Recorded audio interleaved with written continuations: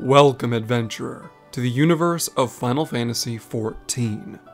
If you're brand new to this MMO, or have gained an interest in learning about this game's extensive lore, then allow me to introduce myself. I am the Synodic Scribe, a collector and story spinner of all things lore, and it is my pleasure to welcome you into the setting that myself and many other people have enjoyed for more than a decade now. Within this video, I will outline everything you may want to know before getting neck deep into the magic, history, and politics of this ever-expanding story. So, if you're worried about spoilers, don't be, because this video won't be touching on anything that happens within the main story quest, or MSQ for short. In fact, that will be a collection of newer videos released after this one, that is, if spoilers don't bother you. So if you enjoy this video or want to stay informed with lore in Final Fantasy XIV, don't forget to leave a like on this video and subscribe to the channel, because there will always be something new for us to learn together. So my friend, without further ado, let us begin.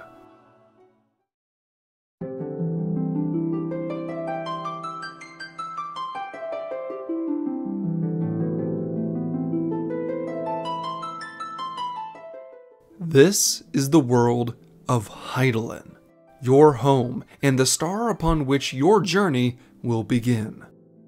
This world gained its title from those who could hear the voice of a goddess resting deep within the heart of the planet. For that is her name.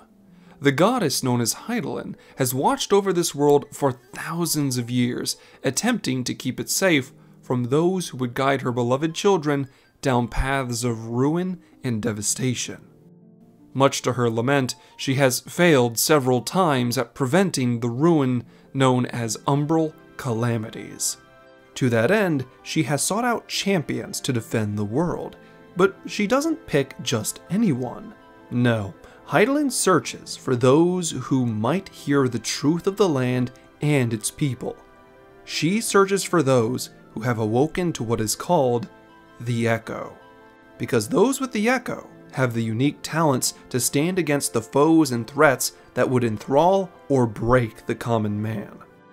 The Echo is a strange power that you will have to learn more about during your travels, but it has the chance to awaken in a variety of different people. But your character, no matter who they choose to be, will find that they themselves possess the gifts of the Echo, and because of that, Hydaelyn anoints you as one of her champions, bestowing you with her personal boon, the Blessing of Light, in hopes that you, or one of her many chosen, might prevent further calamities. These calamities are what many would consider to be nearly world-ending scenarios, as every time a new element would ravage the planet.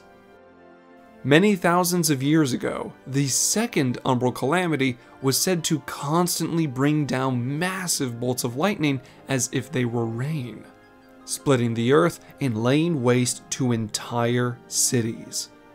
Many millennia after that, another event known as the fifth umbral calamity was said to have made the land so cold that the oceans themselves would freeze and become little more than white tundra.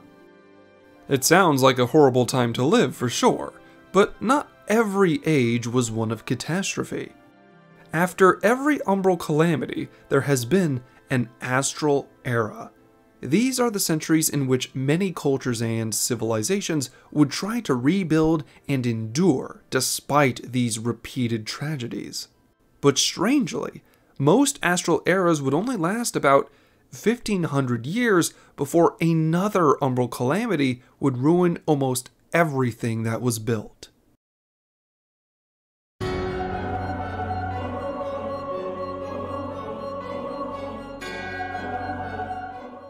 Mysteriously, a group of extremely powerful mages called the Ascians have always been seen around these times of cataclysmic events. Ever have they wore black robes and ornate masks, declaring their actions as paramount to maintaining what they call the balance.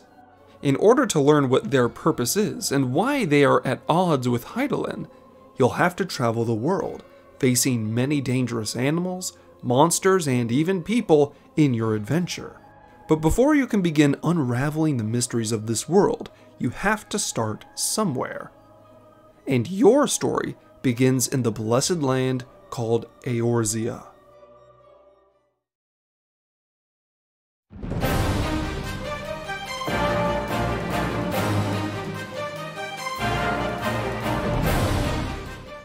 Eorzea is a unique place in the world of Hydaelyn, as this region is known to possess great quantities of the life-giving energy known as ether. And it is here you will begin your travels. But you won't be powerless on your journey, so let's move on to the skills, spells, and abilities that you will make use of during these travels. To understand what separates a man from a mage, or a simple brawler from a champion, you must understand the energy from which all these things stem. Ether. Simply put, ether is everything. It is the fundamental energy, the building block upon which everything in this world is built, and Eorzea is rich with it. The ground beneath your feet is etheric earth. The air you breathe is etheric wind, and even the rivers are etheric water. But of course, this also means that you are made of ether as well. Your body, your mind, and even your soul are all made of different types of ether. So, to understand and master your control over this energy is to not only master yourself, but the world around you as well. This is how people perform superhuman feats like jumping to incredible heights and wield heavy weapons as if they were nothing. But it doesn't stop there. Mastering ether allows a caster to conjure familiars made of magic, or cast spells that could set the land ablaze with fire. And fire is one of the 6 elements that ether is most likely to take the form of.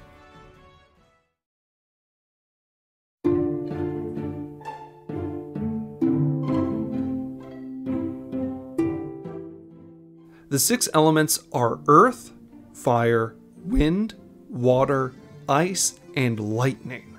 These 6 elements are the core of most magical power, and the source from where many mages draw at the beginning of their careers. The limit to what ether can accomplish is only limited by one's imagination and willpower.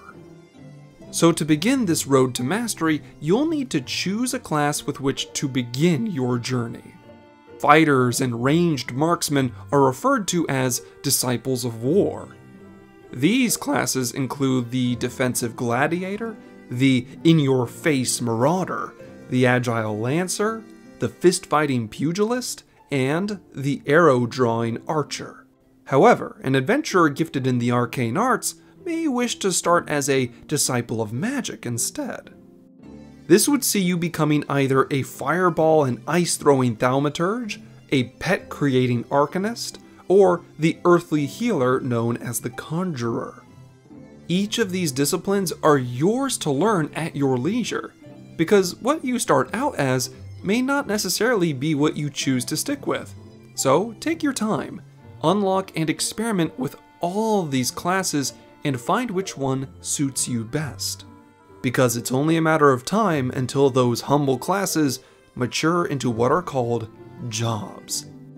Jobs are much more powerful and control ether on a scale much higher than the average person. Almost every job has a time-honored tradition spanning back centuries, maybe even thousands of years in some cases. But it would take far too much time for me to explain all the jobs here and now. So instead, might I suggest watching any of the job videos I've already created so that picking your favorite job in the future may be a bit easier. However, while picking your starting class doesn't set your choice of fighting style in stone, it does determine where your journey will begin.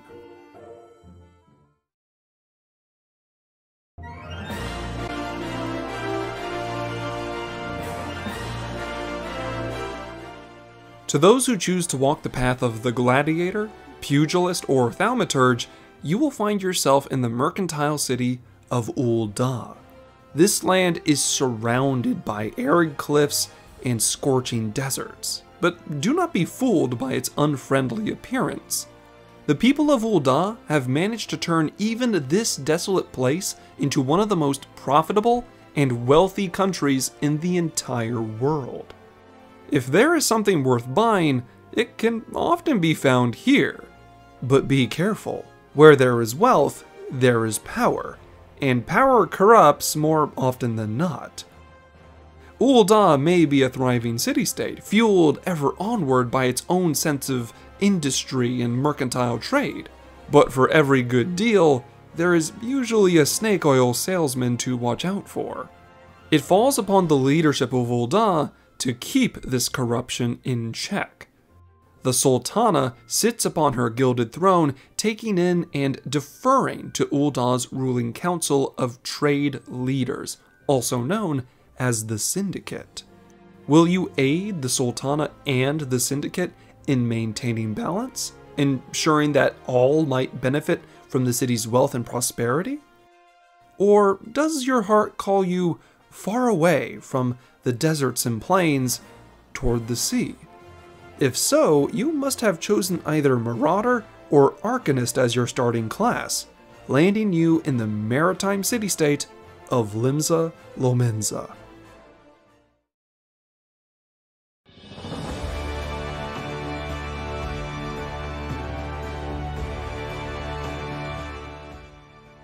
The proud city of Limsa Lominsa rests upon a large island off of the continent's western coast called Vilbrand. This place really is as beautiful as it looks. Massive stone pillars tested by both the ocean's waves and time itself. Pristine waters rich with aquatic life, as well as inland jungles filled with tropical flora and fauna. Its people are hardworking and have built vast fleets of ships with which to dominate the surrounding waters. But the beauty and hard-earned peace they maintain was built upon blood and betrayal. For you see, Limsa Lominsa is a pirate city.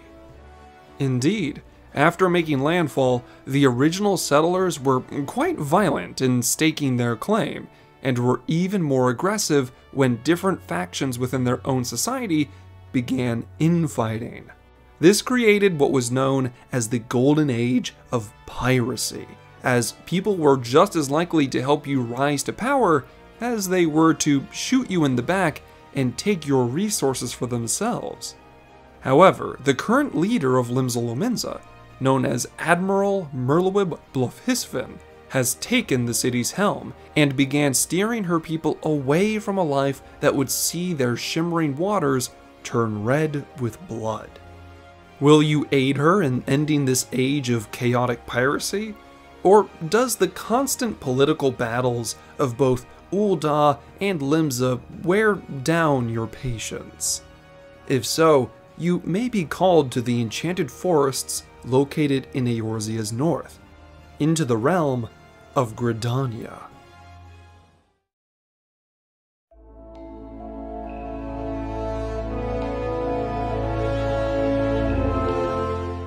Gridania is blessed in more ways than one, and if you choose the class of Lancer, Archer, or Conjurer, you'll find yourself starting in the massive forest known as the Black Shroud.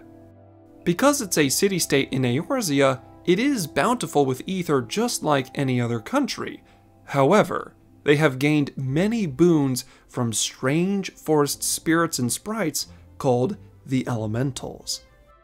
The Elementals are fierce guardians of the forest and nature itself, and are not afraid to trick or harm those who they see as slighting them. But if you follow their rules and heed their warnings, you'll find that even nature itself can become your ally. Gridania does not suffer the same afflictions that plague modern societies because the forest provides for them just as much as they provide for it. In fact, it is the only city-state in Eorzea that has never been swayed by political corruption, because their leaders are blessed by the elementals as well. The current leader of Gridania is Kane Senna, and she is what is known as a Pajal, a human born with special horns that mark her as having received the favor of the elementals. But do not become too comfortable. The elementals, while helpful, can become incredibly spiteful and have been known to lash out more and more in recent times due to things threatening their way of life. Will you aid Kane in keeping the peace and allowing its people to thrive within the forest? Or are you more concerned with what has the elementals so agitated in the first place? Indeed, there is a threat on the horizon, one that almost destroyed all of Eorzea 5 years ago: the conquest of the Garlean Empire.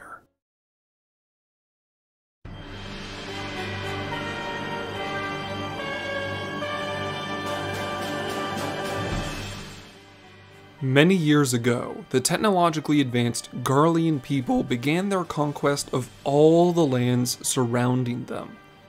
But instead of being satisfied with their claims, they continued to extend their reach, seizing complete control of the continents of Ilsabard and Othard. And the next continent to be conquered would be Aldenard, the land in which Eorzea rests, your home. 5 years ago, their campaign brought down the Red Moon of Dalamud, hoping its fall would crush any hope of rebellion. But they were fooled, as it turns out the Red Moon wasn't just man-made. It was a prison. A cage within which held the Dreadwyrm Bahamut. After being freed, Bahamut rampaged across all of Eorzea, devastating both the natives and the Garleans indiscriminately. His reign of death was only brought to heel when one man, Louisoix Le Veilleur, stood before him and used all the etheric power he could channel to deal a swift and decisive blow to the dragon. Bahamut fell, and the world was saved, and even the Garleans who had freed this monstrosity needed time to lick their wounds before continuing their invasion of Eorzea. Bahamut's rampage was dubbed the 7th Umbral Calamity, as Eorzea itself is still scarred by corrupt crystals of twisted ether. A dark reminder of what Bahamut may have done to the entire world if he wasn't stopped. But as I said, that was 5 years ago, and the Garlean Empire never gave up on taking the lands of Eorzea for themselves.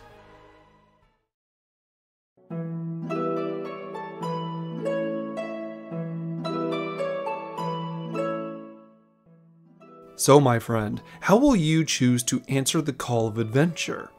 Choose your starting class, master your skills, pledge yourself to one of the 3 leading city-states, and begin your journey as you uncover who had been so bold as to trick the Garleans into freeing Bahamut in the first place.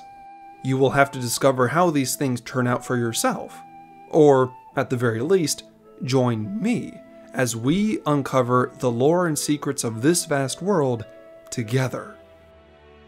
I look forward to hearing about your adventures and your exploits as you start to play through this massive MMO. Mayhaps we'll run into one another, or perhaps not.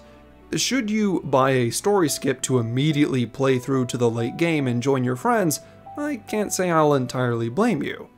But should you take your time through the MSQ, I will be excited to hear your thoughts as you slay vicious foes and uncover dark truths. Don't forget to like this video to help it reach more of your fellow beginners, and subscribe for all the Final Fantasy XIV lore content that you could ever ask for, as I have rambled on for long enough. So, I'll allow you to get started with your adventure. I only ask one thing: that as you explore these lands and spend time with your comrades, remember to stay safe, my friends, and have fun.